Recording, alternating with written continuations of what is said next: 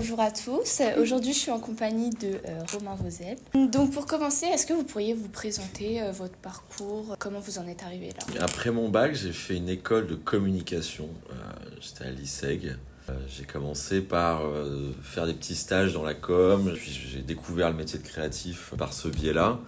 Et ensuite, je me suis spécialisé en conception-rédaction. Et là, j'ai commencé ma carrière de publicitaire et créatif. J'ai commencé par des toutes petites agences indépendantes. Ensuite, je suis allé chez BETC. C'était mon stage d'avant-dernière année. Puis, j'ai fait Publicis en dernière année. Et c'est Ogilvy qui m'a embauché à la suite de mon dernier stage. Là, on est en 2015. Je suis en CDI chez Ogilvy. Je travaille beaucoup pour Netflix, pour Perrier. Voilà, plein de marques. Je commence à apprendre un peu aussi comment marche la publicité internationale. À la suite de ça, je m'en vais chez McCann, qui est un gros groupe américain. Là, je me spécialise un peu dans le luxe, la beauté. Je fais beaucoup de L'Oréal, je fais un peu de Prada, je touche un peu à des choses comme ça. Je me rends compte que c'est pas vraiment ce qui me plaît le plus dans la publicité. Je choisis de refaire un virage et je vais dans une petite agence indépendante chez Fred & Farid.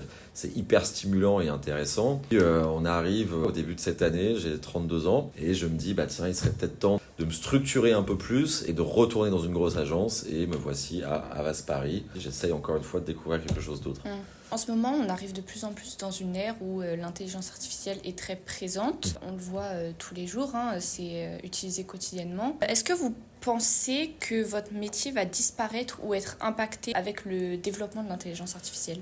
Ma réponse, elle va être même violente. L'idiot qui n'aura pas compris que notre métier est impacté par l'intelligence artificielle, il n'existe plus. En fait, l'IA, il faut l'embrasser, il faut savoir l'utiliser pour ce qu'elle t'apporte, à bon escient, et s'en servir comme un outil. Et puis moi, j'aime bien aussi d'abord commencer par faire marcher mon cerveau, plutôt que de faire marcher la machine. J'en ai vu quelques-uns des plus jeunes, mais tout de suite, leur premier réflexe, c'est de tapoter sur ChatGPT, etc. Moi, ce que j'aime bien, c'est d'abord laisser ce que naturellement mon cerveau va me dicter. Une fois que j'ai structuré ça, oui, je me sers de l'outil pour approfondir, pour rechercher, pour trouver de la data. C'est un outil, donc je m'en sers comme un outil. D'accord. Nous, récemment, on a eu un devoir à rendre qui était en partenariat avec une agence de publicité qui s'appelle Versus, il me semble. Cette agence de publicité, elle fait tout le travail de conception elle-même, mais elle utilise intégralement l'IA pour le travail de production. Production, ouais. Qu'est-ce que vous en pensez, vous Moi, j'étais chez Fred & Farid, pas plus tard que 4 mois, je vous en ai parlé.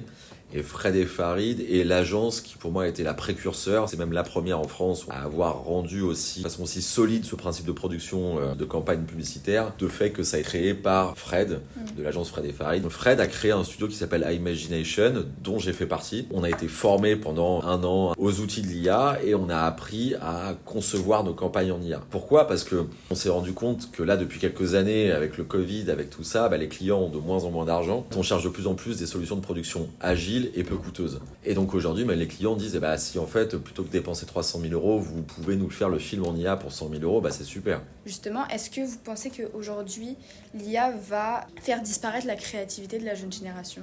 Je vais te répondre à un non mais. Pour donner un exemple concret, moi je suis rédacteur et typiquement, je n'ai jamais eu de cours très approfondis de Photoshop, de InDesign, de machin, trucs comme ça. Donc moi, quand j'avais une idée, au début, je faisais des petits croquis sur un petit calepin. J'ai travaillé pendant 8 ans avec un binôme. On s'est séparés là il y a quelques mois. Lui, il est encore chez Fred & Farid. Et pendant 8 ans, je lui ai cassé les pieds tous les jours. Je dis, allez, s'il te plaît, tu peux me crafter ça, tu peux me faire la maquette de cette idée. Et là, avec l'IA, tu vas plus vite. Et puis ça te permet tout de suite de visualiser si ton idée, elle est bonne ou pas bonne. Et du coup, ne pas faire perdre de temps au directeur artistique à maqueter un truc qui de toute façon, est voué à l'échec. La jeune génération, pour moi, il faut qu'elle comprenne. Il faut savoir l'embrasser l'IA. Apprenez à vous en servir comme outil, mais apprenez surtout à développer votre singularité. En fait, c'est la singularité humaine qui fait aujourd'hui la différence. Aujourd'hui, quand on reçoit des portfolios étudiants, on voit très souvent les mêmes choses.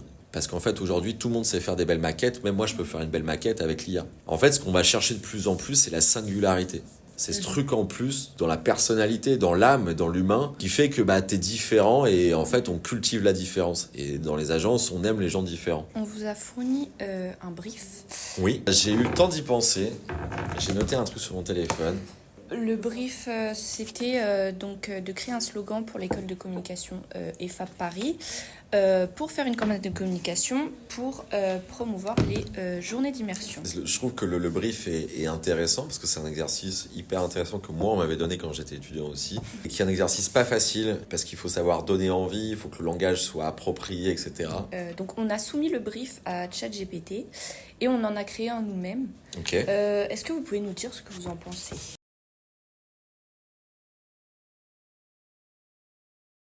Le premier est fait par l'IA, le deuxième est fait par les étudiants.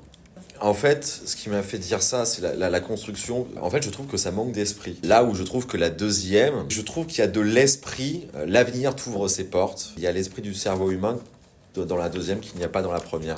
Je vous avoue, j'ai réfléchi, j'ai noté une ligne. J'ai pas cherché à faire le jeu de mots, j'ai cherché à faire un truc que je trouvais beau. J'ai écrit « voir venir l'avenir ».